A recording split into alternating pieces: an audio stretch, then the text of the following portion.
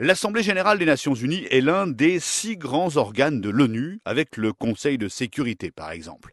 L'Assemblée générale, on en entend parler chaque année au mois de septembre, car c'est à ce moment-là que s'ouvre sa session ordinaire pour une durée de 3 mois environ. C'est à ce moment-là que les grands dirigeants de la planète convergent vers New York, vers le siège de l'ONU. Cette année, c'est la 70e session ordinaire de l'Assemblée. La première s'est tenue en 1946, au lendemain de la guerre, et c'était à Londres à l'époque. Puis ensuite, il y a eu New York, dans le Queens, Paris à 2 reprises, c'était au Palais de Chaillot, et puis à partir de 1952, l'Assemblée générale s'est installée au siège de l'ONU à Manhattan, dans cette immense salle de 50 mètres de long, 35 mètres de large, 23 mètres de haut. Dans cette salle, il y a 1300 sièges au total.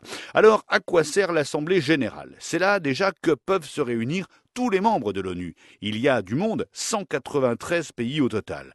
L'Assemblée générale a plutôt un rôle consultatif. Il y a des négociations, des délibérations, des votes. Chaque pays a une voix, quelle que soit sa taille. L'Assemblée lance des initiatives sur la marche du monde. Elle fait des recommandations sur notamment le maintien de la paix. Après, elle vote le budget de l'ONU. Elle désigne le secrétaire général et aussi les membres non permanents du Conseil de sécurité.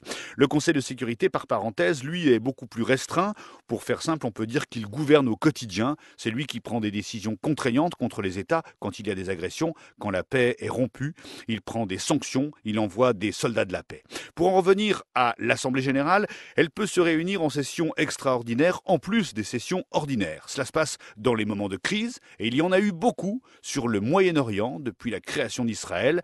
Dans les années 70 et 80, plusieurs sessions extraordinaires ont été aussi organisées sur le désarmement, mais également sur le sida ou sur la drogue.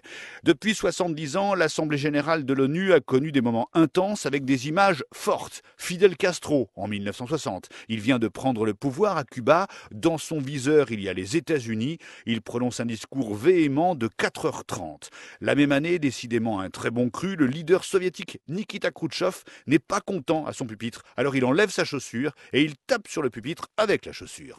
En 1974, président de l'OLP, Yasser Arafat est à la tribune. Ses lunettes noires sont posées sur le pupitre. En 1987, enfin, le président américain Ronald Reagan parle de la menace extraterrestre devant une assistance plutôt interloquée.